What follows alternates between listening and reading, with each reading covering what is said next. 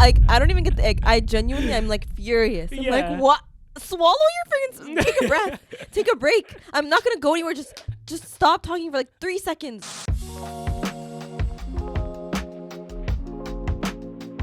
That reminded me of something. What? Did you say something that reminded you of something? Okay, very specific. Yeah, because it just reminded me of like the greatest ick that I feel like almost every single woman will ever have. Mm-hmm. I know what it is. Go ahead. When a guy bends down in his butt crack shoes. It's like, you know what's funny? What? I saw like a whole group of women, like just moms, get the ick all at once. When? And like make a comment. We were at some type of celebration, whatever. Had any moms? Yeah. Got the ick? And like this man was like sitting in front of them. Mm-hmm. Like, you know, the women were sitting at the chairs, like sitting on the chairs, and the men were sitting on the floor. Mm. And the one man that was like facing away from them towards the group, when he bent down, his whole backside. I don't know how he did not feel this. I don't know how he did not like do that check that you do. Like straight, he was sitting in a position where like it stretches it out completely, right? Ew. And to the point where the moms called me over and were like, "Hey, oh my god, can you go and tell that man? Oh my to like, you know, pull down his thing." And I had to be the awkward guy, be like, "Hey, what did you say?" I was like, why are you always in these situations? I don't know. I didn't mention that they said that. Yeah. I just said, hey, your shirt is like, you know, a little higher up than it should be. So he like did that thing where like they tuck it to where it's like literally a hair. When they move it untucks anyway. Yeah, like a thread was holding this thing closed. So like 2 minutes later, this guy makes one little shift, the whole thing just shows up again, like pulls up again. I think people just don't have that like situational awareness. Yeah, and like physical awareness. Maybe it's like for a women thing, like it's not a women thing. I feel like guys feel this too. No, like because you know, like for us, especially Muslim women that don't want to uncover their aura, for example, like you're constantly checking, like, am I good? Mm-hmm. And like even women who aren't Muslim or maybe don't wear hijab, like you're still checking, like, is anything showing? You know what I mean? But I don't know, men, they just like. They're just out there. It's something I'm always like hyper aware of. Like if I'm gonna wear a shirt like this one I'm wearing right now, I don't know if we recorded it, but I was literally complaining about like my shirt being slightly up or whatever. Because normally I'd wear an undershirt with this type of shirt. What happened? Oh, actually? I'm gonna interrupt your thought. You literally just like made some weird face. Because I was about to sneeze and I was concentrating on not sneezing. And then you cut me off. I'm sorry. Finish your thought and then I'll say what I have to say. I forget what I was gonna say. You said, I don't know if you were recording, but my shirt, my undershirt. Oh yeah. Like normally for this type of shirt, I would wear an undershirt if I'm gonna be in an area where first off I know I'm gonna be praying, where you can't be showing that kind of stuff anyways, and also where I know there's gonna be people sitting behind me who are gonna be able to see this. But like, aren't men's shirts usually like longer anyway? So like, why would No, not all of them. Like they're like more tighter shirts, and like sometimes you know the guys don't go shopping as often, right? And over time, men tend to put on a little bit of weight, right? But they have this pride where they can't accept that they are no longer a medium. You might be not only a large, you might be an XL now, but you're still trying to fit into the mediums. I'm just saying, okay? Know your size. Drop your pride for a second and just accept that you are no longer the medium you used to be in high school. You are now an XL, crazy. Especially if you're a dad. Just don't even look at the medium anymore. Just go straight to the XL section. I'm already wearing XL. But you know, like the undershirts for men, they're usually like really long. Is that why? What? Is that why? Yeah. So you can tuck it in. And then your butt crack won't show? Exactly. But also, don't you wear underwear? Like, is your underwear also low riding if guys low ride? Dads don't low ride though. So like, why do you have that problem? Because sometimes the pants like pulls it down, especially if you're wearing like a belt. Yeah, and you guys put everything in your pockets. Okay. Yeah, exactly. So if everything kind of gets pulled down, I'm pretty sure there are people who like just don't have that like physical awareness where it's not only the shirt being untucked, whatever. Like, I think that this same person also like is that type of person who be eating food and they get a little bit on the side of their mouth. That doesn't give me like, it enrages me. Like it makes me so that especially if they're talking and you just see it there. It's like I'm not even listening to what you're saying anymore. That's the equivalent to like someone who's talking so much and they don't swallow their saliva. Yeah. And it's just like I literally sent a meme to Nabat. I think you sent to me too. And that little white foam starts to build up. It literally like I don't even get the egg. I genuinely I'm like furious. I'm Yeah. like, what? Swallow your freaking. Take a breath. Take a break. I'm not gonna go anywhere. Just stop talking for like 3 seconds. Swallow your spit. Breathe and then continue. Or someone's talking and they build up like a bubble in their throat. And they keep going. And they keep going. So their voices change now. And I'm like, bro, what, are you in a time crunch? Like, You chill. start sound like a frog and you're like, just swallow. I'm gonna start crying. Why? Why do people do that? I don't know, but you know, it's sometimes you just have to push through. In their mind, they're like, I just got to push through. Say what I have to say before I lose my train of thought. That's crazy. I got a tissue. So, guys, if you remember last week's episode, Amir started off by saying that he was sick and then immediately jumped into the intro just so that I couldn't react to it. Don't say it wasn't me. It was not me. Amir. No. And guess who got sick this past week? Me. It wasn't me. First off, I don't think it was like an actual sickness. Like, I don't think I was like sick. You know what I'm saying? There's like sick and there's a sick. I wasn't sick. Maybe your immune system is just strong enough to like, it got rid of the toxins in you or whatever. I think it was maybe just a response to like something I was eating or like something I was doing that week. You know, I recently started taking more magnesium. Maybe it's like a reaction to the magnesium. I still need to test out that theory. I haven't taken it in a couple of days, but still, I feel like it was something related to that. I don't think it was an actual like I was getting a cold because it did not get any worse than that. And like that's as far as it went. Like I literally felt that a little bit on my throat or whatever, a little bit of stuff, like not even stuffiness, like just like barely. Maybe just a like residual from my throat, right? And then it went away. I heard that little. No, that's just me, you know, being aware of the mucus in my mouth, or not mucus, saliva in my mouth, and swallowing it. Okay, because we just talked about it. Exactly. You know, I'm gonna get back to that topic in a second, but the way that this cold hit me so fast. Because Monday, I was excellent. I was in the office. I was thriving. Tuesday, worked from home. Still thriving. Wednesday, went into the office. And here's the thing. What? Monday, I wore a jacket. And I'm like, it's not even that cold. I don't need to wear a jacket. So Wednesday, I didn't wear a jacket. It was cold. That was when the weather switched overnight and it became freezing, right? And I had a work dinner that night. Granted, the dinner was literally across the street, but like just waiting for the light, talking outside. I'm still surprised you'd be going to these work dinners, man. I cannot. I'm like, yo. It was like a once in a blue moon. Like it's almost. Yeah, it's a corporate world. I'm not in that. I know. I don't understand. Okay, I just don't understand that world. Okay. You got to play the game, I guess. I guess so. Yeah, honestly, it is a whole thing of playing the game. We mentioned that last time too. Yeah, you really like, and obviously there are times like not to get into the whole corporate talk, but. If you want to get ahead, sometimes you have to just play the part, like not play the part, but like really just appease to, it's all about networking and socializing and maintaining relationships, but not being fake about it, like actually being genuine because it's really, really true what they say. Like it's not what you know. It doesn't matter what kind of degrees you have or what volunteer it is experience. It's who you know because there are like, you, especially when you're in corporate, like you never know when you're going to meet somebody randomly that could be like, I've met people and I have casual conversations with them and they're friggin' directors of like departments. And I'm just like, well, I guess if I'm ever interested, and any of my coworkers that are listening to this, mind your business. I'm kidding. No, but like you never know. What happened? Oh, I was like, what is that? It's a siren. Oh, okay. I can't even hear it. Can I have a tissue? Oh, my bad. One more ick that I get. Yeah.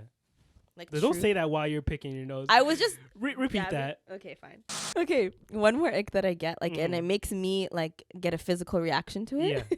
Is when people like what do you call it when they like go like snorting? But when they snort their snot. Oh, yeah. You know when people do that? Yeah. And it gives me like a physical reaction where I feel like I'm getting snot buildup or like mucus buildup. Yeah. And I'm just like, how is that like, they're doing it. How am I getting this? It's the whole like, placebo thing, right? I don't know. Maybe it's like a communal response that your body has. But it's so like... It's like yawning. You know how yawning is like more of a communal... It has a very communal response where like if one person yawns and someone else looks at another person who yawns and they start yawning. Yeah, that's true. Yeah. Okay. Yeah, I guess. But like, I've never heard it for that, but it might be a thing. But like, has that ever happened to you? No, Really? I don't think so. Where someone was like snorting like that, like their own mucus, and then you get mucus buildup in your throat, and you're just like, ugh, why is this happening? Nah, maybe only during Ramadan. Yeah, during Ramadan, it just like goes in overdrive, and you're like, oh, where were you when I'm not fasting? Exactly. Why are you here? I haven't eaten anything all day. Exactly. I hate it. That's why it's a test. Exactly. Honestly, the hardest test of Ramadan. No, for real though. For real. Taking all that mucus. Yeah, but like I don't like when people do that, and then they like, oh, what? It's just so. Like, I understand sometimes you're trying to clear the mucus, but when you're doing it like repeatedly for like an extended period of time, I will never forget. I was flying the one time I was traveling by myself. It was 2 years ago when I flew to Memphis and then met you guys in LA. Oh yeah. My flight to Memphis, I believe, there was a guy sitting next to me, and unfortunately, I think I didn't like choose your seat properly. Yeah, I didn't choose my seat. I was in the middle of two guys. One was a really old guy who was like coughing, sneezing, disgusting. This is like not too far off. Yeah, COVID. I know. That's why I was like, sir, you're not even wearing a mask. And the other guy was just like doing that snorting thing. And I was just like, ew, well, I don't like that. And I was so angry. I sat on the 5-hour flight like this the whole time, like just making myself feel small. And like, women, you shouldn't make yourself feel small in the presence of a man. But I didn't want to touch any of these. One of them was he was a bigger man, so his body was spilling over into my seat. That's always like speaking of like airplanes. Yeah. What is the like etiquette of the middle seat? Like, okay, middle seat deserves both armrests.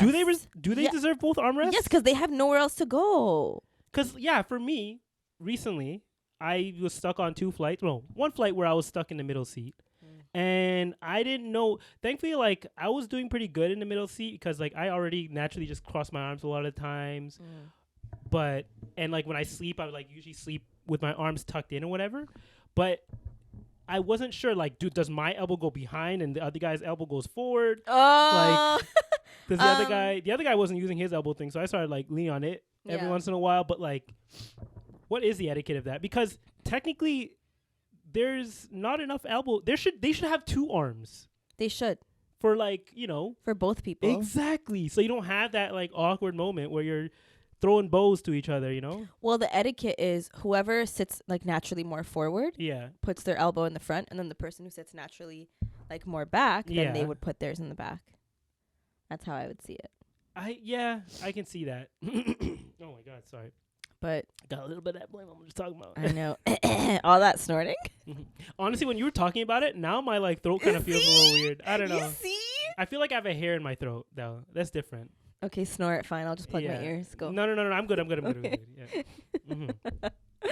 Welcome back, everybody. Oh yeah, to the Cousin Connection podcast. And it's officially fall season in Toronto.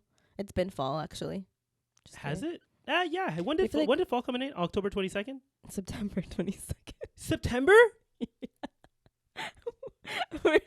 By the time we post this, I think it's gonna be. Yeah, it's going to be November. November 1st, my favorite month ever. There's a lot of birthdays, let's just say. Yeah. In November. Okay. The greatest people were born in November, just saying. Now I can say that. I'm playing. If you guys haven't caught what he's putting down, I know. They don't even know what I'm talking about. I always tell my friends, my family, Amir. Yeah. The best day of their lives was November 15th. Best day of our lives, it was just chilling that day. Wow. Nothing really like crazy was happening that day. It just felt really nice. Amir's boring, it was really quiet until life. until like 3:45. I don't know when you were born. I was actually born at 11 in the morning on a Sunday. Was it a Sunday too? It was a Sunday. Was I born on a Sunday too? I think so. I, for the longest time, thought I was born on a Friday 13th. Like Friday 13th. You thought Friday the 13th? Yeah, it was my birthday. Yeah. But I think I was born on a Sunday as well. If you've ever looked at a calendar, like back in 1992. I need to double check. I don't remember. Is this something people normally know? Like they know the day they were born? I only know because I recently had to put in my birth date and actually showed the days of the week. Oh, like you have to actually go back to the year? Yeah. You know what? I've had to do that too. I just never paid attention. I always just look at the number and click at it. No, I was like, oh, I was born on a Sunday. Cool. And then I asked my mom, like, hey, what time was I born? Now I'm going to look at that after this. Yeah, we'll Google it. Speaking of birthdays. Yeah. And like aging, this week has been a real test. Why? Because like, first off. Oh, what, you texted me? Huh? What, you texted me? Oh, that too. But like, first thing, for the longest time, for like maybe a month or two, I was like, why are my mustache hairs? Why do I feel like they're like touching my nose or whatever, right? And yeah, I know, right? And they're not even that long, so I kept like shaving them down. I'd like line it up or whatever, and I would still kind of feel it. And then finally, I think like the other day, I looked in the mirror and I was like, what? It's time. What's time? The nose hairs have overgrown, and now they're like slowly starting to come out. What? So the reason that I felt that weird itchiness on my nose is because of the nose hairs. So I have officially reached that age where I actually have to start like, you know, hold up, using a nose hair trimmer. Your nose hairs grow like that? I didn't know that either. My dad's used it for many years, but I finally have reached that age where a nose hair trimmer might actually make it to my shopping list. Don't shave too much of it because the Why? hairs usually help protect your nostrils from like inhaling a lot of bacteria. Yeah, but I'm sure they have those like specifically made nose hair trimmers. Like trim them, but don't be like those random like viral Instagram videos where like those barbers will stick a whole thing of wax in the guy's nose. No, I'm not doing that. And then rip it out. That looks so painful. Nah. Speaking of painful, the other thing that happened. The other thing that happened was, I messaged her the other day where I was saying, yo, like, I think we were supposed to go to an event or whatever. I was like, I don't think I'm going to make it because I went to the gym, normal routine. You know, I haven't done deadlifts in a while. So I was like, you know, let me hit some deadlifts. I wasn't going to hit like big weight or whatever. I was just warming up. I bent down to pick up the bar and I just feel like something just pulled immediately. And at first I was like, damn, it must have been my hamstring, even though I stretched out my hamstrings or whatever. And for the first 20 minutes or so, I thought it was my hamstring. Turns out you can pull your abductor muscles. I don't even think people know which this abductor muscle is. So do you have a diagram here, Professor Haaaappyyy? I don't know if maybe I can put up a picture of it on here. But for the people listening, like your abductor muscle is basically like that muscle on the inside of your thigh. How did you pull that? Right next to your groin. How did you pull that? I've never felt anything on this muscle. Maybe like years ago, there's one time where I didn't pull it, but like I worked it out by using the good girl, bad girl machine. Oh.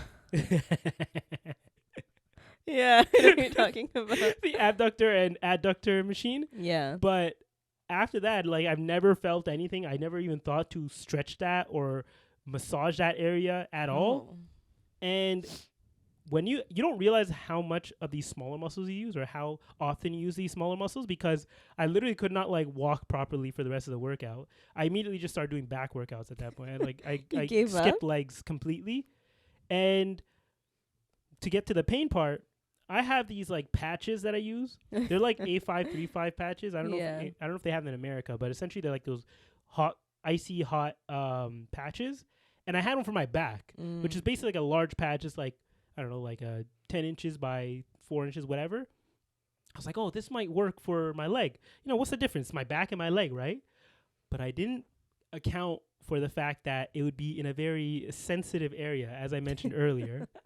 So I put this patch on my inner thigh, and almost within like the first 10 seconds, I knew this was a bad idea. Why? Because the amount of like residual heat that transferred to a certain very sensitive area was almost like... Was it instant? It was almost instant. Really? To the point where I almost like ripped it off, but I was like, well, do I just accept it for now? Damn, you played yourself. I did play myself. So I accepted the pain. I was like, you know what? I'm going to take this pain. I'm just gonna let it do its thing, and hopefully, inshallah, by tomorrow I'll be perfectly fine, because I want to be able to actually get back to the gym. My goal is always to get back to the gym as soon as possible. Even if I have an injury, I'll do light work, whatever. But I need to be able to at least get there. So I put it on there, and like it was doing its thing. It was getting hot and cold, and because it was like close to the time that I was about to go to sleep, I was like, oh, how bad can it be if I sleep with this thing, right?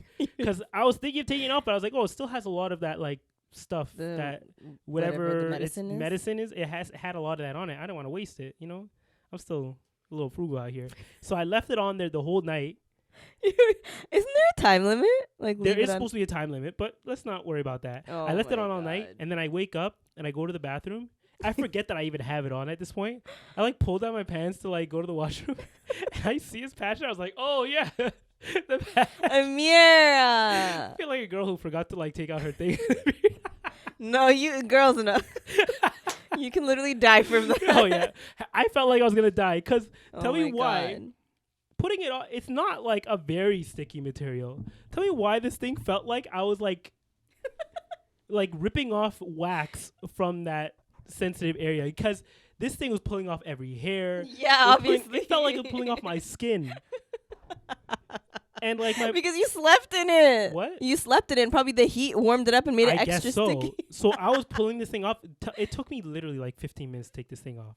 I was slowly doing it, and eventually I got to that point where it's like the super sensitive skin area, and I was like, I just gotta like pull through, like do the quick, you know. You basically waxed yourself. Yeah, I ripped it off, and now there's a big patch of like, no hair in that area.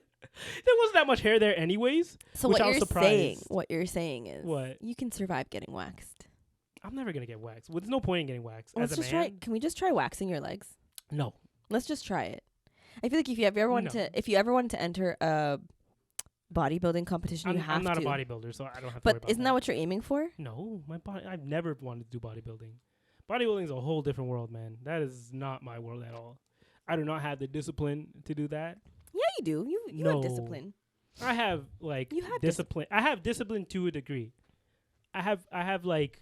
Who was that one guy that we higher saw? than average discipline? Who was that one guy that we saw? Who? And like you told me that they dehydrate themselves like a couple days before the competition, and he was a black guy, the black guy that won. What was his name? He just won recently. The black guy, the black bodybuilder. Remember we were looking at his pictures, and like I was like, oh my god, and he had the shape of that. He wasn't black. He had a lot of tanning. He's white? Yeah. No, he's not. No, you don't know about about this. He's black. No, he's. Oh, actually, there's two people. There's no way he's white. That's blackface. You can't do that. Well, there is a whole like thing about blackface and well, not really, but like essentially it is blackface because a lot of. No, it isn't. You know what? I'm still debating on this, but essentially in bodybuilding, in order to accentuate their muscles and like make sure that they appear at their fullest, they will go through like 3 or 4 levels of tanning before the show. Like right before the show, they actually have these tanning booths already set up for them where they go in completely naked and get their whole body covered in tan, and they'll do that 3 or 4 times to get the deepest like color out of it. Or the deepest, like, almost golden brown, like a black color, basically. Like, not black, the but darker like, the skin tone, the more your muscle definition will show. Exactly. Especially with the lighting in there.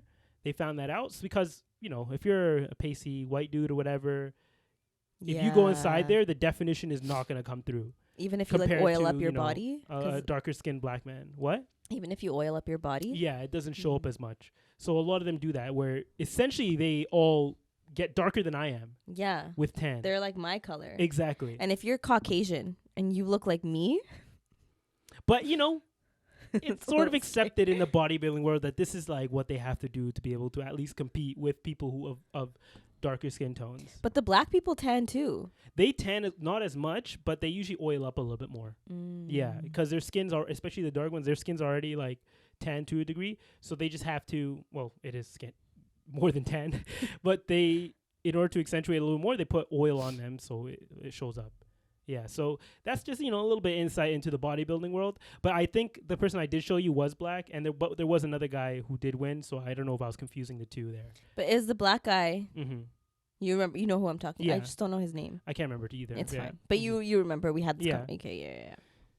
I don't know. I just thought like maybe you were into bodybuilding. No. And you made me watch that guy's vlog. The actual bodybuilder. I do find. Wait, who? He's a white guy, but you made me watch. Probably Sebum. Probably like his like journey to his competition. And yeah, Sebum. I think it was Sebum. Yeah. He's actually the guy that I was originally thinking of. That you thought he won recently as well. Oh yeah, no, not him. This was like a black guy who recently. Okay, but yeah, so for that whole world is completely different. Like I'm more of a powerlifter. What's and the even difference? now, I don't even know if I can even consider myself a powerlifter because of all the injuries. So What's I need the to really difference get back into that world. Powerlifting and bodybuilding? Powerlifting is just about the lift. It's about like one lift that's really heavy. Squat, bench, deadlift. Those 3 lifts. Whoever has the maximum in their weight class, you have to lift them the most weight, essentially. Bench is where you're lying down and like that, right? More like pushing out when you're on your back. But you're on your back and you're like... Yeah, you're going more out. Not up, but out, right? Because you're on your back. Yeah, but if you're on your back, you're pushing up.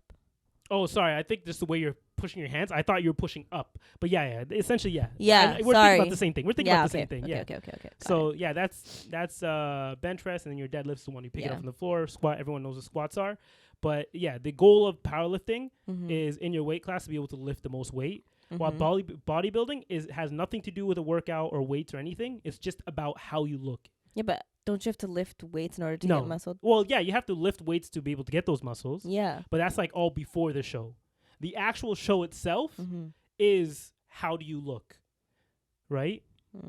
So, and their workouts are very different. Well, for the most part, they are different in that like powerlifters will focus more on doing the main lift as their workout for the day. So like if they're trying to get their squat up, they'll do squats. And then all the rest of the workouts are called accessories to help improve their squat. So like you might do squats, and then let's say you have a hard time getting out of the hole. The hole is like the bottom of the movement where you're squatted down and trying to get back up. Yeah. Some people find this a little bit sticky, harder to get out of. So they might do a pin squat, which is essentially like when you go down, the bar, you rest it on some pins when you go down, and then you have to push back up. So essentially you're starting from the bottom from rest, and then you have to push it back up. Or like for a bench press, if your bottom is your weakest point, you might do a pause bench where you bring the weight down and you pause on your chest for like 3-4 seconds, and then you push. And these are all ways of improving your lifts.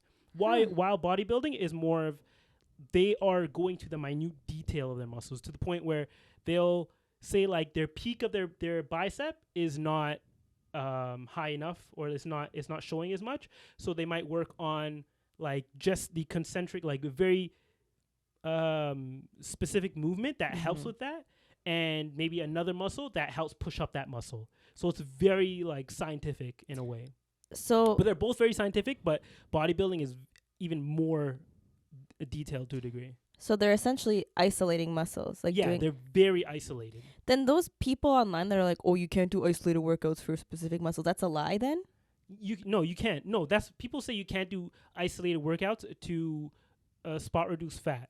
Oh, that's what they say. Yeah, exactly. Okay, got it. But you can do isolated workouts to increase the size of a certain muscle. Oh, okay. Yeah, which is why like even, they say like abs are made in the kitchen, and they are. Yeah. But if you want your abs to stick out more, they're just like any muscle. The more you work them out, the larger they will get. Right. So they will stick out more if you do higher workouts. But like an average person, if they just had a good diet and they got down to a lower body percentage, body fat percentage, you will see some visual abs there. But if you want them to be larger and more pronounced, that's when you start introducing more like ab workouts. Got it. Yeah. Makes sense. Yeah, for bodybuilding, like they'll have, I don't know, your rear delt, which makes your shoulders look bigger. There are specific workouts just for that one little muscle on the back to make it look bigger, so your shoulders look bigger. It gets to that degree, to that amount of detail. Damn. How do we get onto this bodybuilding thing? I don't know. Yeah. But now you guys know. Yeah, now you guys know. I could literally have like a whole other podcast on just workouts and stuff going on. Actually, recently, what?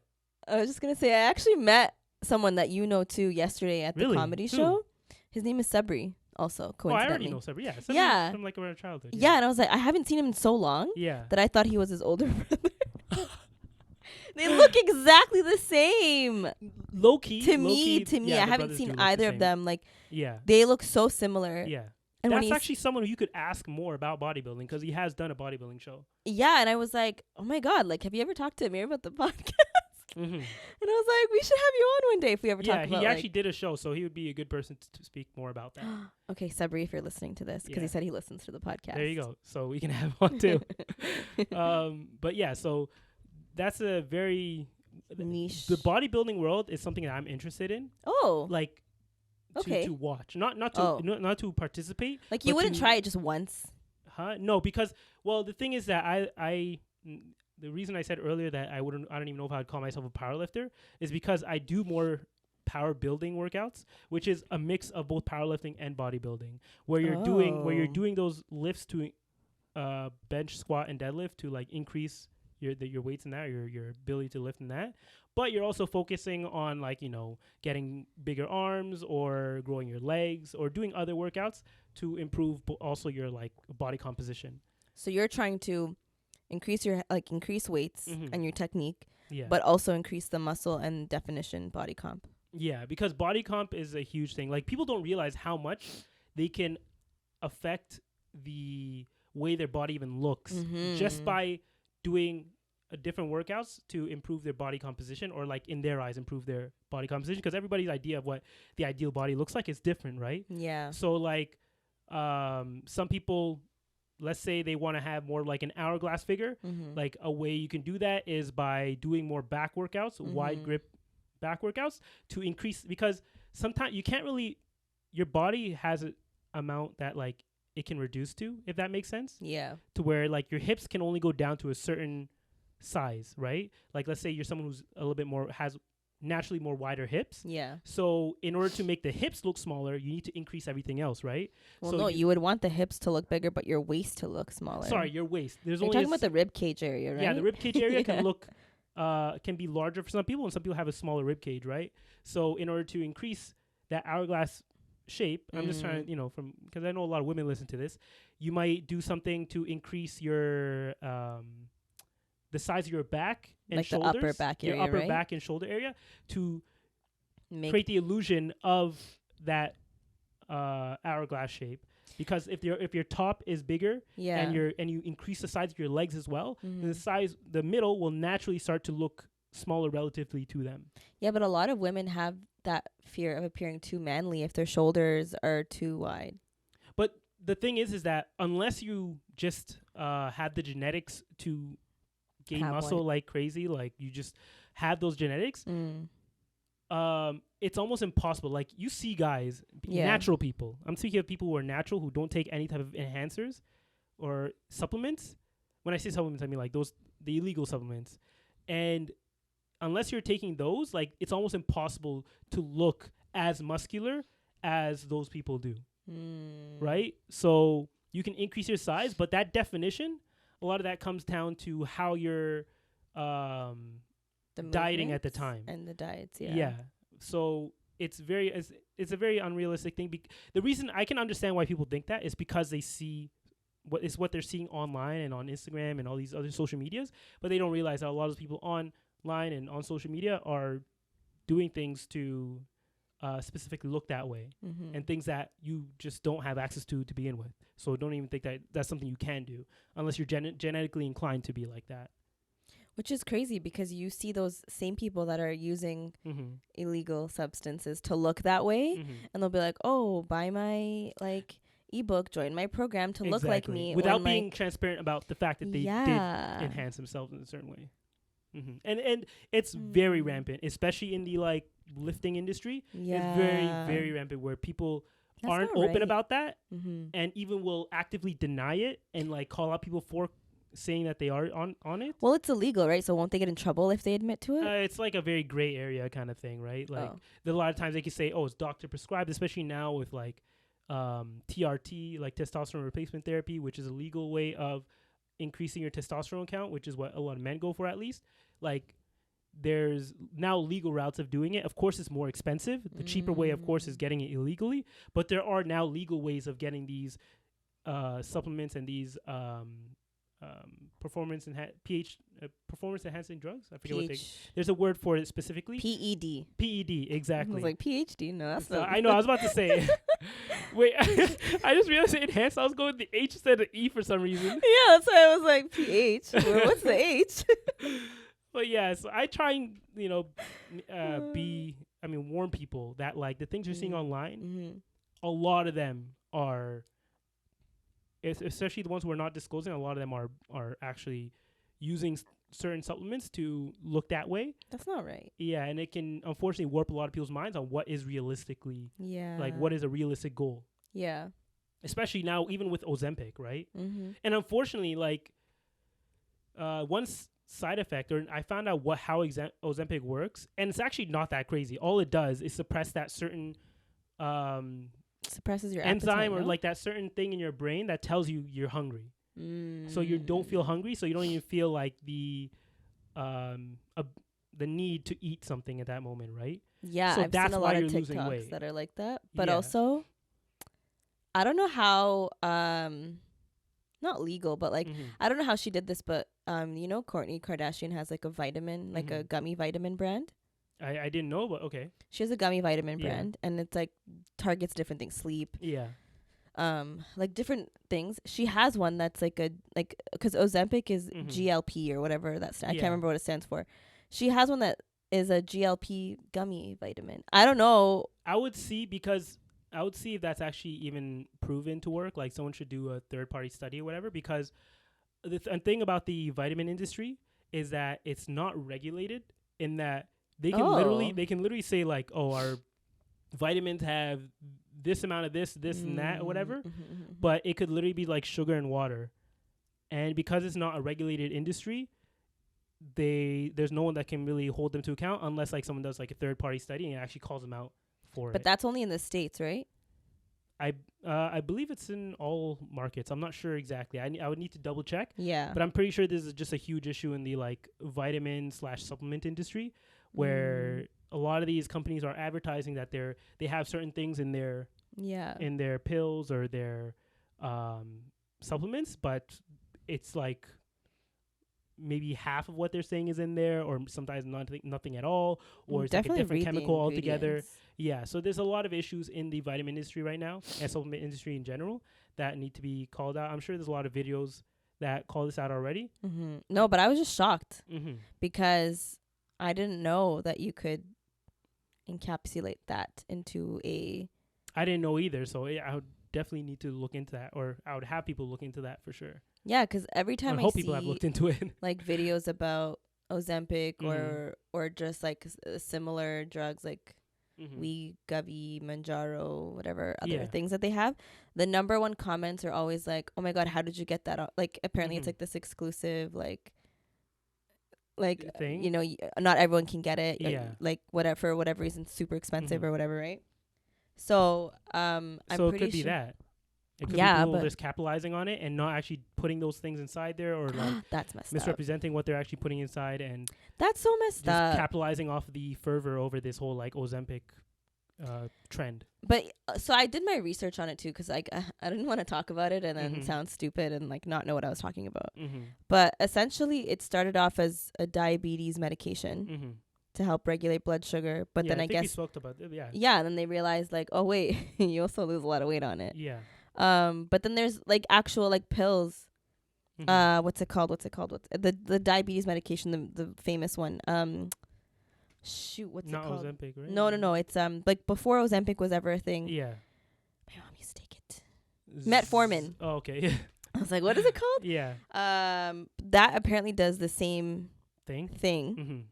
And then I like when I first started seeing what Ozempic even was actually because I was doing research on PCOS, and then like a lot of girls or women who had PCOS were on Ozempic because there was like a couple of studies that were done that like correlated regulating your period and the PCOS symptoms with taking this medication.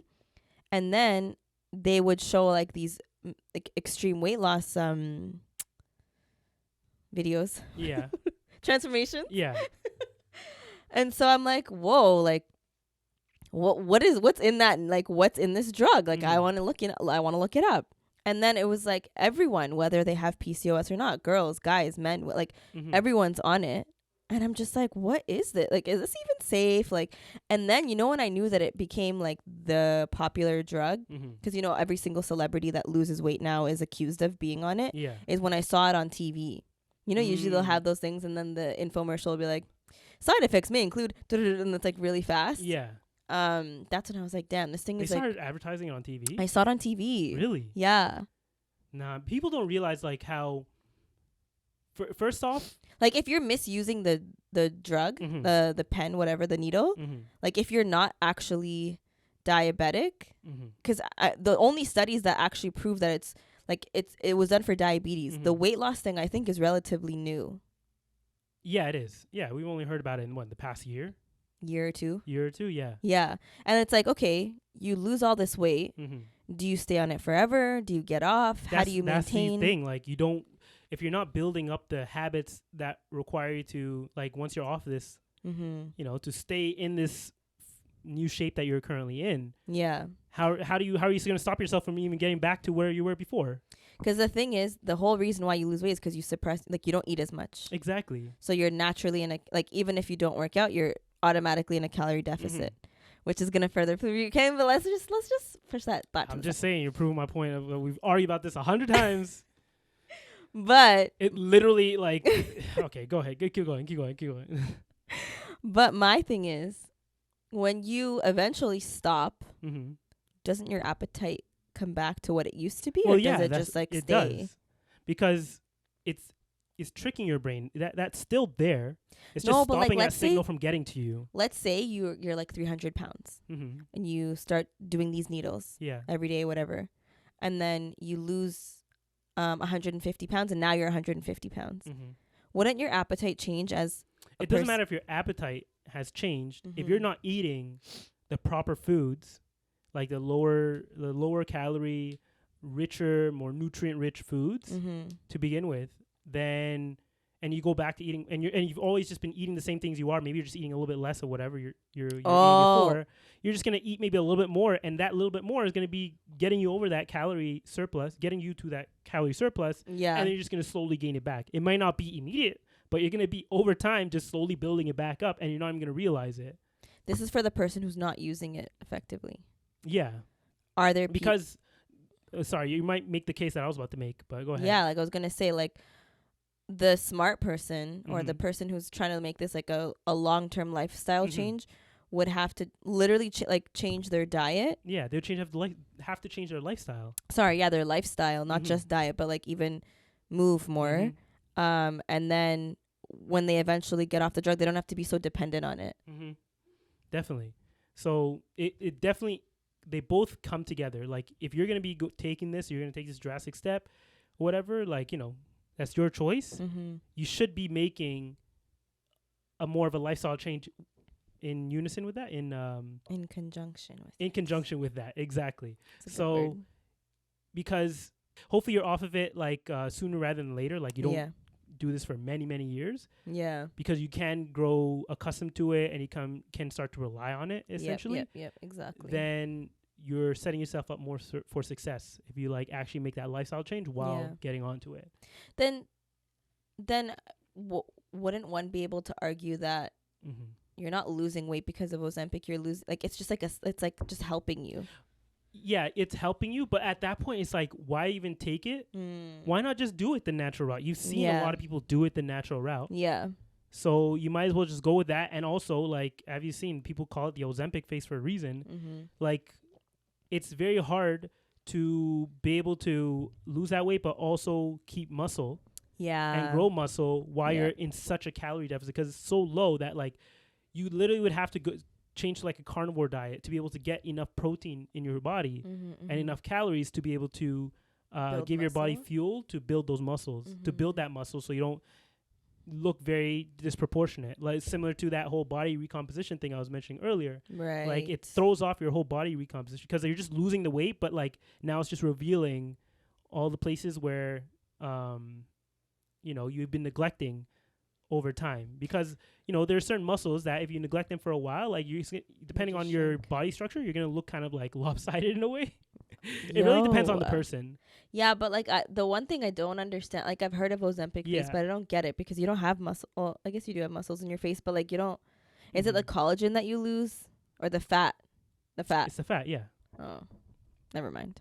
Because you lose when you lose fat, you lose it everywhere. You can't, like I mentioned, you also before you can't spot reduce. Yeah. One thing actually, I might need to recount or not recount. Retract or rethink. I did talk a lot of ish about Love Is Blind last week. Did you watch it? No, I didn't watch it. Oh. But I was listening to another podcast, the Extra Gravy Show. Yeah. Which is another Toronto podcast. Love them. And I heard a different perspective that made me like rethink specifically just Love Is Blind Habibi. Oh, they watched it? Because one female on the show, the one woman, Alicia, she's on the show. She's one of the hosts, and she was talking about watching Love Is Blind Habibi and like how much she loved it or whatever. And an interesting perspective that she gave me is that like this is a lot of non-Muslims introductions to like almost like an Islamic type of way. No, I know it's a very liberal way of it going, but like it's definitely very different. Oh yeah. From what they're normally used to seeing, because she has watched the other Love Is Blind shows, the American one, and the main thing, of course, that they mention is like the lack of intimacy that's usually shared between the partners before they actually get married, right? Right. And that was very surprising, and she actually like expressed how like she thought that was actually maybe a more positive thing, right? Yeah. Because a lot of the times on like the Love Is Blind shows, some of the controversy is like them, after the meeting, whatever, they go and they do their thing, you know what I'm talking about? And then they start talking like ish about that, and they might start exposing things that they shouldn't be about a different person. At least I heard she mentioned there might have been some drama about that on another Love Is Blind season. But she also, she thought the fact that they involve their families a lot and like how they really need the blessing of their parents and they wanted to make sure they meet their parents. Like they thought those were all like very beautiful things to see in a different culture, right? Yeah. So that was one thing that gave me, I was like, you know what? Though I still don't like Love Is Blind and just reality shows like that in general, it is cool that like other people can see, though it's very like a very liberal take on like the culture, more less religious but more of the culture, a little bit of the religious side of it as well.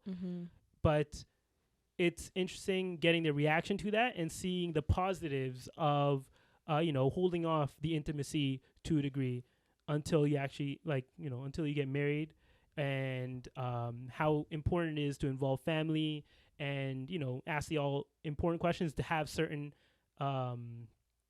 principles that like if you guys can't agree on certain principles, then maybe it's not right for me, and like holding true to your principles and all those things. So it was a very interesting perspective, and it kind of, at least that was like one positive thing, because I did talk a lot of ish about it last time. I was like, it gave me at least one positive takeaway from this show and how it can actually be a positive example of a certain culture that people aren't really aware of and that we're more inclined to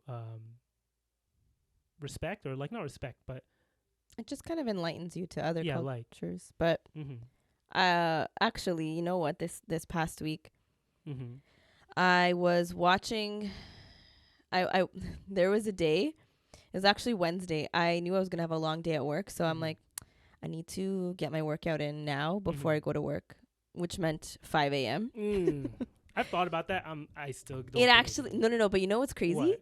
When I did my workout at 5 a.m., I went the whole day in the office and then had the work dinner, and then I came home and I felt like I didn't work out because it was so long ago. Yeah. That I was like, damn, should I do another workout? That's the one positive thing I can think about for you have like the rest of your day. Yeah, and I feel like it's something that I will eventually have to accept, because like when I start growing a family and all those things, I can't be going right after work anymore, especially with editing and doing all these. There's certain sacrifices you have to start making. Exactly. And I've seen it with my coworkers, some of them who have kids and stuff. They're like, yeah, I got to start working I got to wake up 4 a.m. in the morning, going to sleep at 9. You know, when the kids go to sleep, I'm going to sleep, right? Yeah. So it is a thought that I've had. Yeah. So it's interesting seeing that you've tried it. But and you can see the positive. Oh yeah, returns. like because I'm comparing it to like working out before work versus after work. After work, I'm just like literally dragging my feet to do it. Like today, I didn't work out in the morning, so I know after recording, after I go grocery shopping and run all my errands, I'm gonna have to do my workout. Yeah. That's why, like, for those days, I always tell people, like, even 10 minutes is enough. If you can't get in a workout, at least you can't go to do a workout. Like, do something at home. Like, do something so that like you can at least tick the box. You know? Yeah, that's what I did Thursday when I was dying, and I'm like.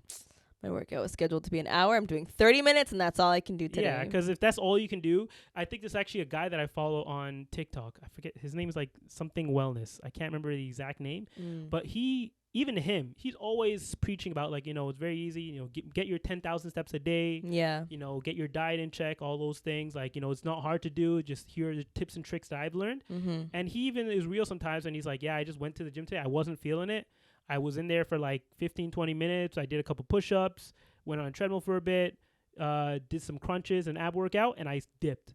He's like, he said it's like just the routine, being there and doing the routine of it is more than enough. Sure, you didn't do the whole workout you had planned to do, but just being there and still keeping it part of your routine, right? Well, you're more likely to keep to stay on it, right? Because if you I think they say it's like it takes like 2 or 3 weeks to build a habit and like 1 day to break it. Yeah. So sometimes it just requires you to like just take that 1 or 2 minutes to put some effort towards that thing you had planned, even if it's not 100%, and then keep moving. Yeah. And inshallah, the next day you'll have the energy to do it fully. Yeah. But as long as you do it, you still had a part of your routine.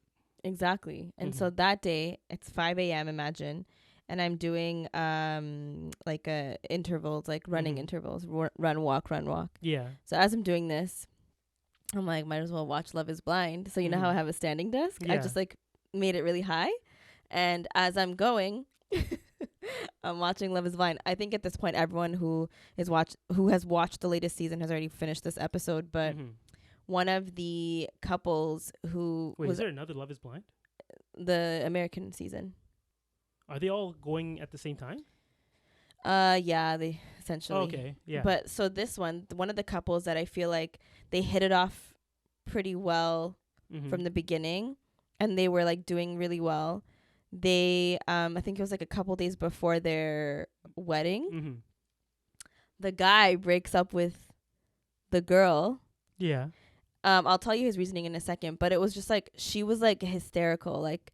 Really just like going through it. And like imagine there weren't any signs? So after like her mom is like, she was kind of like hard on, she wasn't the nicest person, but she was to him. Yeah, like I think she kind of saw through his BS. And then he basically, like the night before they had this conversation where they're breaking up, he spoke to like a cousin or aunt or something like that. And he was previously married. This cousin, or I think it was his aunt, but she told him like his ex-wife was doing like horribly after their divorce, and I think that impacted him. Wait, what do you mean his ex-wife was doing horribly? Like mental health? Oh, okay, yeah. Yeah, and so, you know, how did she know? I guess because he was married to her, so I guess they all are like. Oh, the aunt of the woman that he used to be married to. No, his own aunt. Oh, his own aunt. Okay. Yeah, I don't know why she's like. That.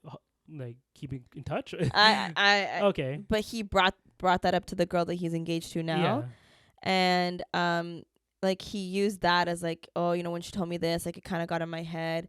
And the crazy thing, I know, like, but it was just like out of the blue because 2 days before that they were like perfectly fine and just like he was in it and ready to fight and whatever. Yeah. And the point that you made about how Alicia was saying, like, I love how, like, she liked how from the Extra Gravy Show, liked how in Love is Blind Habibi, like they weren't intimate pre-marriage and stuff like that. This couple was, and they talked about it a lot. But then, okay, maybe this is gonna take a little bit of a turn, so we might cut this out. But this is why we need Patreon to include the exclusive content after. But anyways, he essentially, in the honeymoon, so like, you know how they get engaged and then they go to like some destination for like a week. there, everything was fine. They're like, oh yeah, we connect. We have a great physical connection. Then they have to move in together. Yeah. And when they moved in together, she was, it was the time of the month for her. And she like has a hard time whenever it's that week. And he was just experiencing that for the first time. And he was just like, oh my, like it turned into this fight.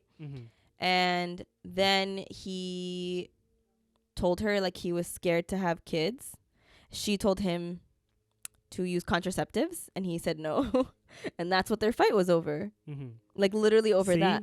I'm telling you, man, like that's the thing. He got what he wanted at that point. Yeah, it's kind of so, like when you give yourself to someone. Yeah. Like that's a very intimate, like very exposed, not exposed. Vulnerable. It's a very like vulnerable state to be in, right? Yeah, but I feel like that's like American culture. It is, but I don't know. I still don't understand how like you can be that vulnerable with someone and that open with someone without, you know, covering all the hard question or answering all the hard questions and like covering all the bases basically first.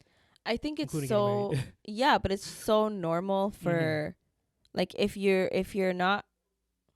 But it's weird how something normal they know is not good for you. Like just society has accepted it. Just like how drinking for them is like normal. They know it's not good for you. They see all the they hit the mic there. They see all the like deaths and like the hurt and the pain that comes from it. Yeah.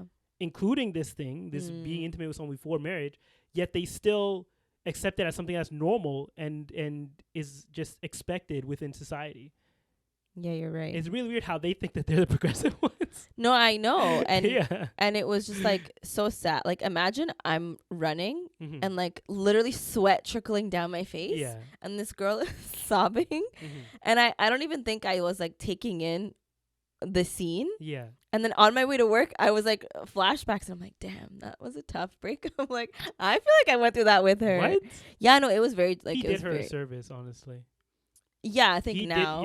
Like he wasn't. I don't think he did her a favor. Yeah. By ending it before they got married, but it made me realize like, because she kept saying like, "Are you sure? Like, why? What? Like, what's your reasoning? Like, okay, you spoke to your aunt and now you're in your head, but like give me something." That's why I kind of gave you a weird eye or no side eye there earlier because I feel like he already felt like this a lot earlier and was just looking for a reason. Yeah, and he couldn't saw think that of a theory. good reason. Yeah, because I looked it up online, like on TikTok and stuff. And actually, one of the things that they didn't agree on was that and the reason why he was such a fan favorite was actually because he openly spoke about his support for Palestine and how he doesn't agree with the U.S. military. The guy with the two dreads? Yeah. A lot of people were hating on him. Ramses. Yeah, now, because he's the one that like decided to do this.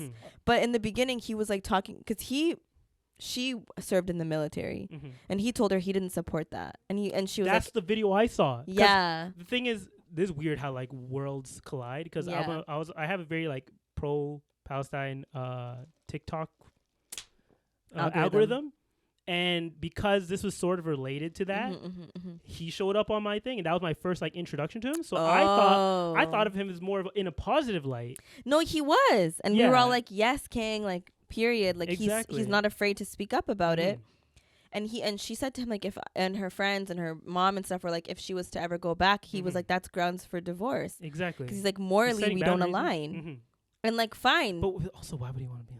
I'm just saying, like, I don't know. Because it's not only the person that you're marrying, it's the friends and the family. Because in that same video I saw, her friends were also in that army and were like very pro, war and all that stuff. And that should have been his, like, from the jump, like, red flag. Because they spoke about this in the pods.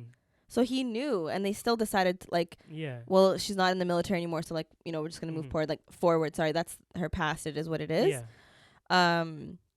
But I feel like when he met the friends, like, that's when he decided, like, nah, this girl isn't for me. But I think he didn't fully accept it, and it took him some time, and then it maybe speaking to his aunt, like, put things into perspective. Or I don't know, man. Some men, like, I feel like he might have already wanted to end it as right after they got intimate. I feel like a lot of men, they get what they want out of it. Like, just out of curiosity, like, I wonder how it would be to be with that person. They get what they want out of it. They do all that stuff. They're like, okay, I'm good. Now it's just now it's just my plan of figuring out how to get out of this. Yeah. I feel like a lot of men think like that. That's not right. At least those who are accustomed to just getting, what they want out of the woman and then leaving, right? In this case, because they're on a show, he has to find a good reason. He didn't really find a really good reason. Kind of made up something on the spot, but it was his only way out because he was getting close to the day, so he left. That's not right. That's my theory on the situation, at least. But like, even from a, like, you may not necessarily have these thoughts, but like as a man, I'm sure you understand how other men think too. Like, sorry, my forearm and bicep just like cramped. Like a random spasm. It cramped. I just tried to like pull it back and it cramped. Okay, go ahead. Are you okay? Ow. No, it's okay. It happens sometimes after I do arm workout.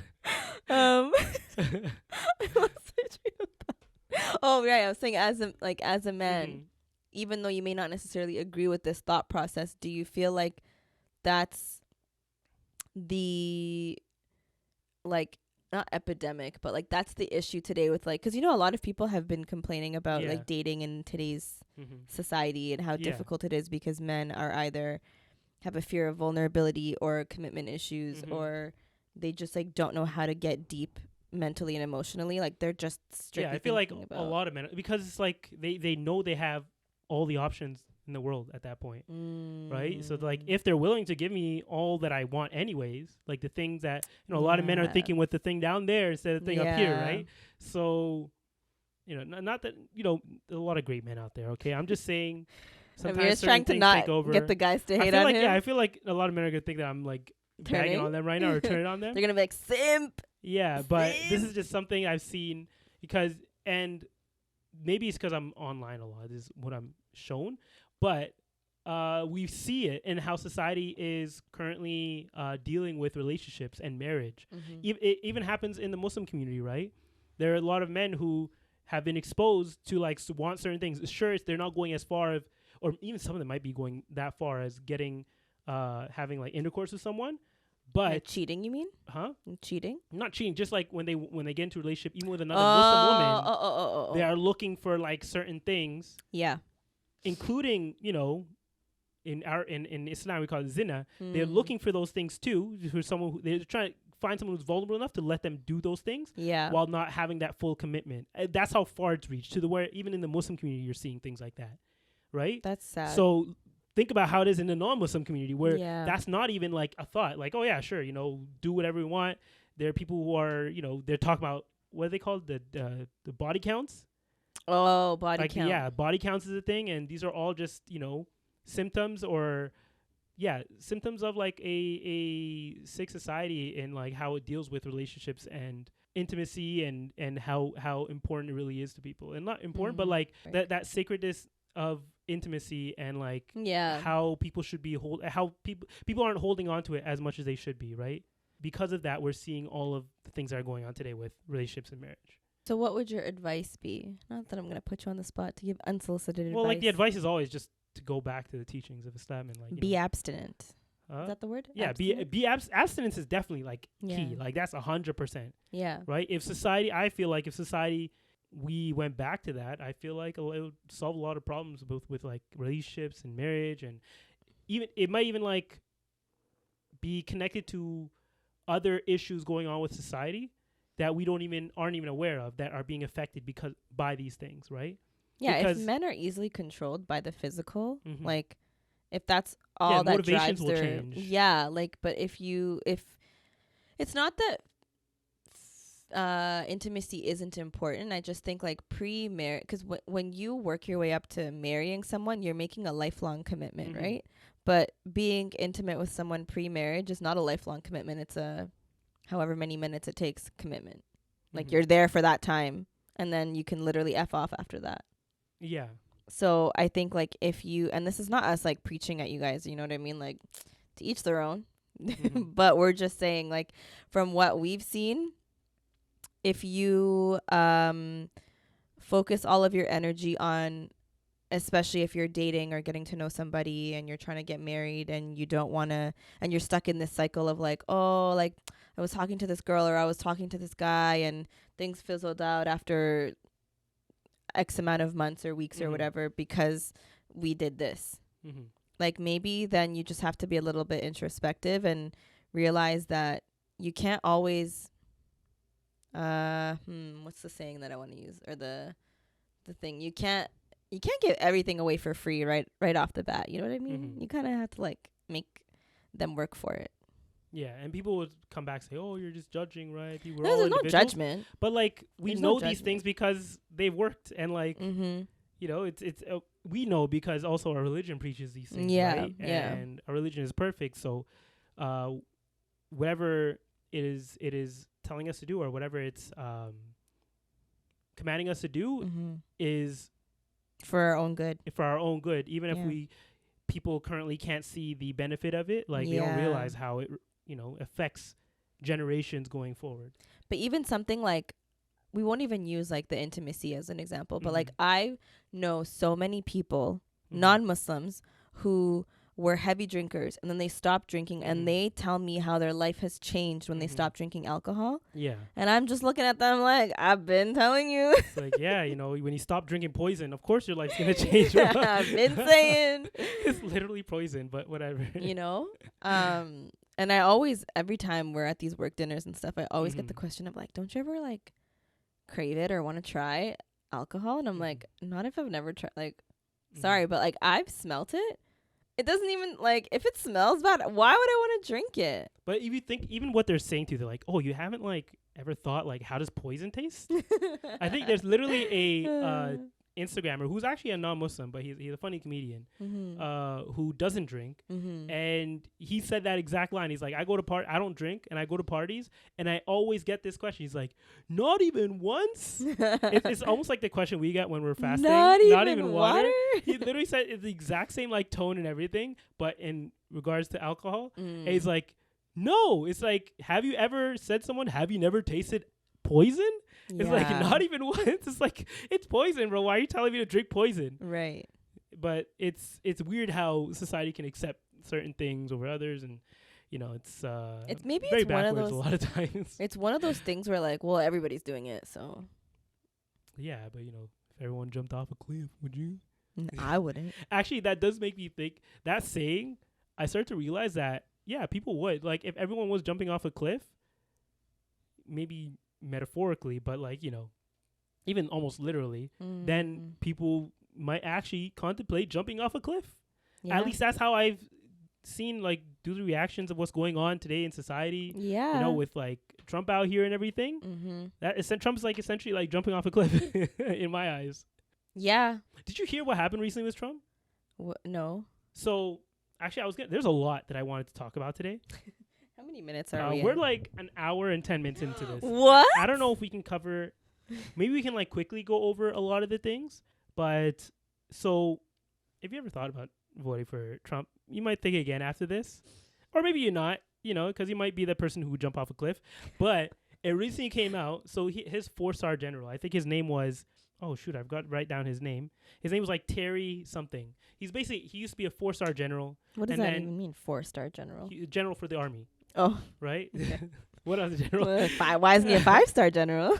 Maybe he didn't get good reviews. Oh, damn. At least he's 4 and not 3 stars. 4. I know. Yeah. Yeah, but okay, so so he came out with like a tell-all, or I don't know, it was an interview, I believe. Okay. Where he was kind of saying like, why he quit working for Trump, because he used to be part of Trump's cabinet, his advisory group, or whatever, and the stuff that Trump was saying. So here's a couple quotes. So he said that Trump will regularly say, Hitler did some good things. Of course, that's the first thing. On multiple occasions, he would say this. And then he would also say, because he was talking to the general, he's like, I need the kind of generals that Hitler had, because he wants to be able to do it. And then his general replied, he's like, that they tried to kill him like 3 times, right? And then he said that Trump would be like, nah, they didn't try to do that. He would just deny it. No evidence or anything. He'd just deny it immediately. So that was like, I was like, how is this guy is still running right now? Honestly, like, are you surprised? I'm not surprised personally, just from hearing all the other things he said, but like, there are still people who are supporting this person. But at the same time, I'm like, Americans, at least Americans who are like pro-Palestine at the moment, or just pro-humanity in general, are now like stuck between a rock and a hard place. And I can't say, because I'm not in their shoes, like, I can't say what the right decision is, because I hear a lot of discourse around, like, you know, you can't, we're not going to vote for, what's her name? Kamala Harris. Kamala, because, you know, she's very Israeli, and Trump is even more pro-Israeli. Yeah, they're like, are they like lesser of the evil? Who should we vote for? Exactly. And there's like a third party. There's like people who are trying to make more of a principle stand. Like the Green Party are going towards Jill Stein's party. That's her name. Yeah. I don't know the name. Maybe it's the Green Party. I can't remember the exact name. Exact name, because she's pro-Palestinian. But a lot of people are saying, oh, that's just throwing out your vote, because the likelihood of a third party winning is pretty much non-existent. I mean, if all the pro-Palestinians, whether you're Muslim or not, get together, that's like 2%. Oh, yeah, it's not that much. So people forget that, like, the internet world is very different than the real world. Yeah. In the real world, almost nobody, at least what I've realized, is that almost nobody cares about what's going on with the Palestinians, or at least they might care, but they don't care enough to make it a single vote issue for them. But it also depends, like, the percentage of Americans that actually go out to vote. And I've been seeing, like, I feel like that's the whole thing. They're being disenfranchised, right? In general. Yeah. But go ahead. What were you saying? I was gonna say, I feel like American media really, really, really pushes their people to vote. Like, there's always these campaigns with, like, celebrities. Like, did you see Kamala Harris had Beyonce and Kelly come out for her rally or whatever? They had Eminem come out for Tim Walz at one point, or Obama. In Michigan. Yeah. Yeah. So I just feel like there's such a strong push that maybe the right people, or the people that are on the right side of history, are actually going to go out and vote. I know a lot of people feel discouraged and they're like, it doesn't matter. Whatever happens, we're screwed anyways. And they just don't vote. Yeah. But still, even like, if you're a principled person, like, I can see why you might be, like I mentioned, stuck between a rock and a hard place. Is because, like, you can go and, like, just do an undecided, or, like, I forget what they call it, like a protest vote, essentially, where you just don't put in a name for that. But you still vote? Yeah, you can still go and vote and just not put in a name. Isn't that throwing away That's your like vote? A protest vote. What does that do? It's making your voice known by saying, like, okay, I don't want either of these people, right? Or, like, voting for the third party, knowing that, at least in their eyes, what they're saying is that you're technically voting for, you know, the opposing party. In this case would be the Republicans. But then at the same time, people are like, you know, how can it get any worse? Because you could say, oh, you know, if Trump wins, he's going to allow them to do what? Like, what is he going to allow them to do that they haven't already done? Right. I mean, the government has already sent billions of dollars and has not stopped. Like, nothing has deterred them from sending even more money almost every month. We're hearing a news story almost every week at this point. Right. They're just sending more money, right? Right. And no matter what Biden or Kamala, whoever says anything to the Israeli government, they don't care. It doesn't change any of their actions. Yeah. You could say, oh, you know, if Trump wins, he'll try and send troops. America's already sent troops. There are troops in Israel already. You saw that whole island thing, that humanitarian corridor they made, or shipment. What was it again? Do you remember? There was that whole flour disaster.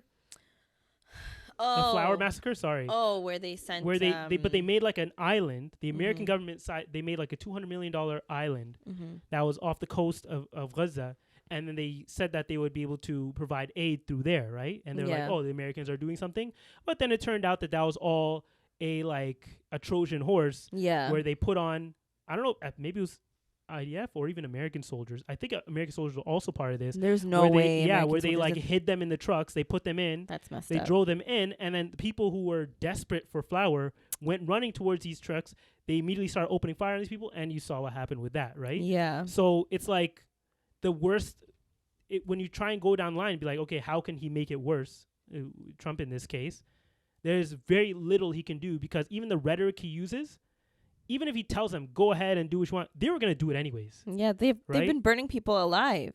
Yeah. As of recently. Exactly. You saw what's going on within northern Gaza right now, right? Where they're literally, what they call them, death marches. These are going on in the north of Gaza. No one's talking about it. Yep. Right? So it's like, people can't fathom how it can get any worse. And we've seen how things can get worse, but like at this point, it seems like it can't get any worse. Right. And no matter how much rhetoric Trump can spew, I don't think the Israeli government, either way, they even care. They're going to continue doing what they want. Right. Though I still don't believe that he should be president for other reasons, including the things that I just said right now. I can see how someone might try and at least think about it in that way, how I was just talking about it. That's why I'm saying, like, I can't put myself in their shoes, so I'm not going to make any judgments on whatever choice someone makes.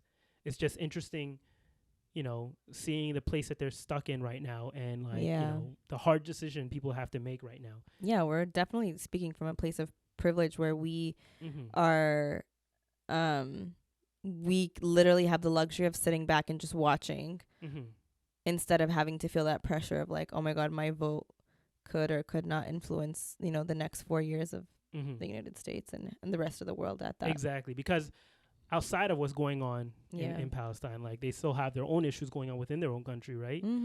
So it's, you know, it's a lot to think about for those people. But I also don't want to, like, there's also, speaking of other things going on in the world, there's another story I wanted to speak up about. I don't know if we spoke about it. I think we spoke about it last week or before that as well, but I wanted to go back to Sudan for a second, just to give an update on what's going on there, because I feel like this is something that we have to continue to speak about, because though what's going on in Palestine is horrible, both things are horrible that are going on in both places, right? And unfortunately, even the thing that's even more sickening about what's going on in Sudan is that it's being funded by the UAE. I believe the RSF is being funded by the UAE, if that makes sense. Yeah, I believe that's how it works. Yeah, so the current state of Sudan right now is that there's a place called Ghazira State where it's almost been completely wiped off the map in terms of, like, the civilians there. And the thing is that they're not only killing the people here, but they're also using other horrible tactics, like, you know, sexually assaulting these people and using that as a tactic to terrorize the people, essentially. That's right. Like, it's intentionally being done because they know how it terrorizes the people there. So that's, and I believe the number was 11 million people who are displaced currently. Wow. Yeah, 11 million people. Like, I don't even think a huge you can even number. fathom that number. Exactly. And already thousands of people have been massacred from this conflict, right? And it's being funded by people who should be, you know, promoting more. These are Muslims. A lot of these people, like, what is it, 90% of the people in Sudan are Muslim, are they not? I'm pretty sure. Sudan's considered a Muslim country. Yeah, and this is a Muslim state, well, quote unquote, Muslim state that is funding this and allowing this to happen. I wouldn't have hope in UAE or any of the Arab countries. To, like, with the exception of course, like, I think it was Lebanon, Iran that supported Gaza, right? Yemen. There are a small handful of Muslim countries where the leaders, I should say, not the countries, because the people don't represent the leader, but where the leaders are brave enough to stand up against what's right and what's wrong. But UAE is not one of them.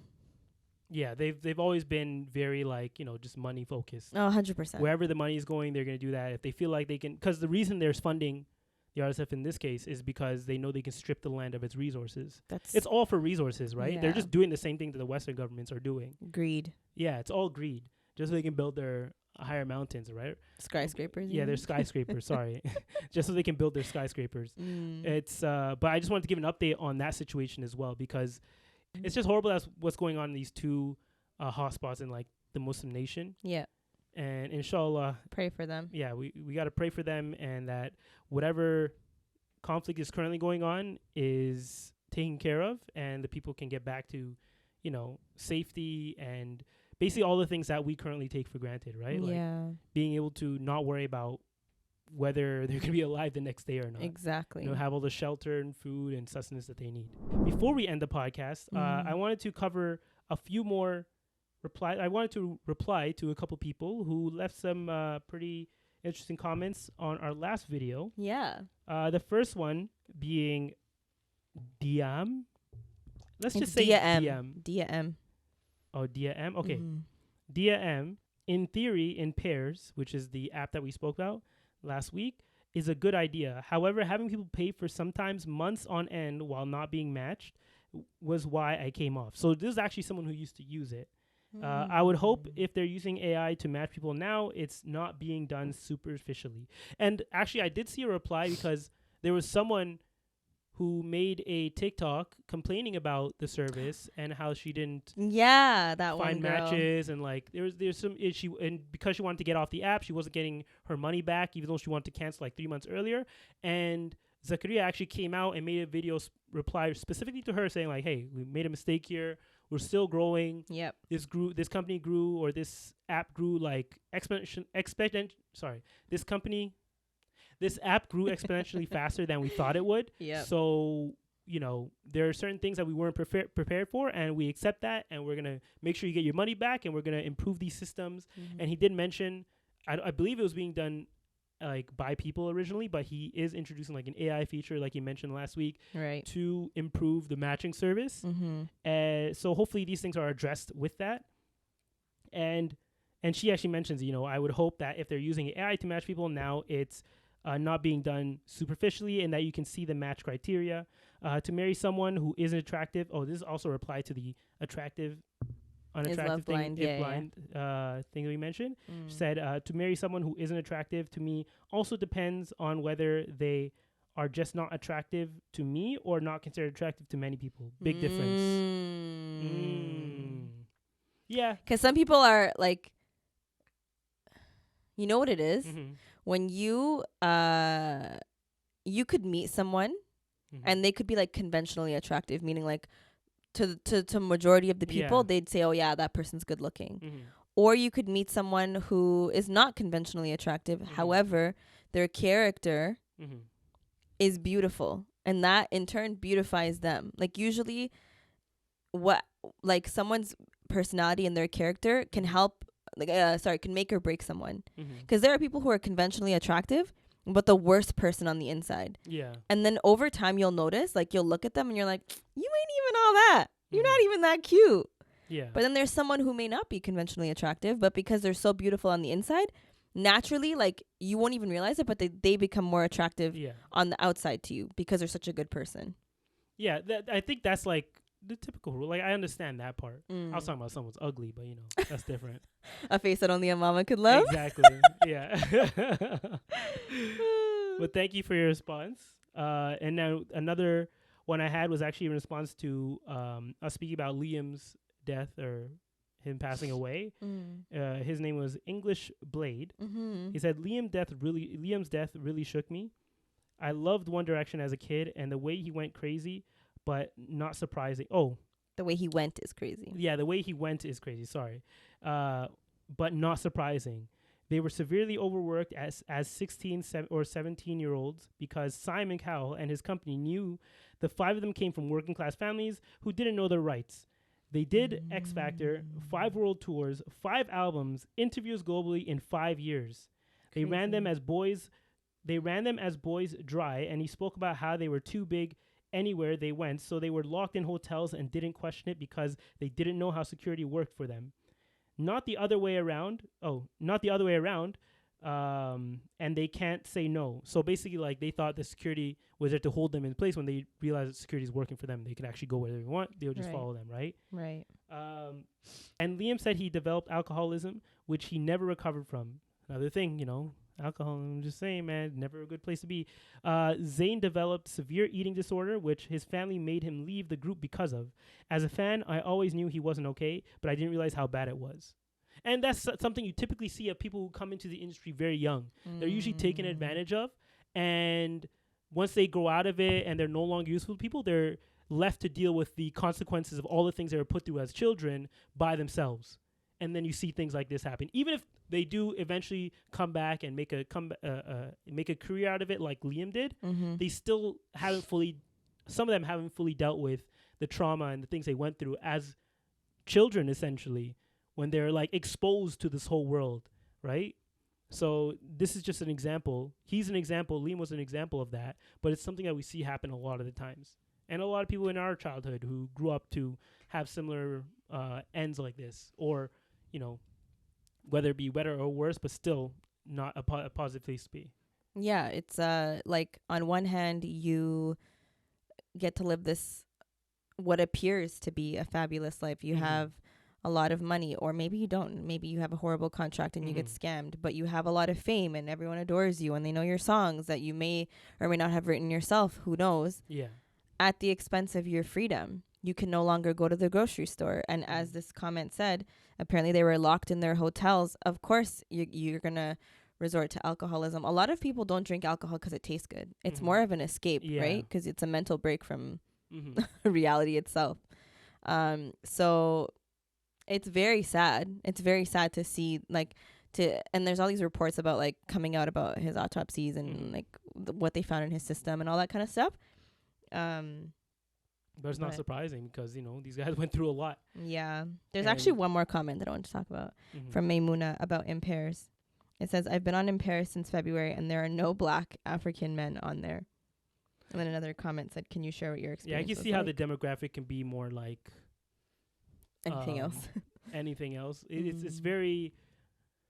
It depends. A lot of times it does depend on, like, who's running it and the communities that they're advertising it to. Right? Because... Like, there are certain things there. How you advertise to, like, the black Muslim community is very different than how you advertise to, like, the South Asian Muslim community or the Arab Muslim community, right? Yeah. So maybe they just need to figure out a way to appeal to those black Muslims in general. Yeah, for sure. Sometimes I know, like, maybe we've talked about this, but, like, in the past, like, even modest wear brands, a lot of the black Muslim sisters felt like they were being overlooked a lot. And so even in this, like, if you're going to advertise as a Muslim matrimonial, like, app or whatever, you should try to cater to all Muslims of every ethnic background. Exactly. Or race. But yeah, so thank you again, guys, for leaving those comments. Yeah. And for listening. If you like this video, make sure to hit the thumbs up. If you really like us, make sure to subscribe. You know, let's get to that 10,000. I'm just saying we can hit 10K, guys. It's right there. So. It's right there, okay? I feel like we just need one big video. We got it in the bag. But I have to announce that I'm getting married, and then for sure we'll hit 10,000. Sara's getting married? Not like that. Okay.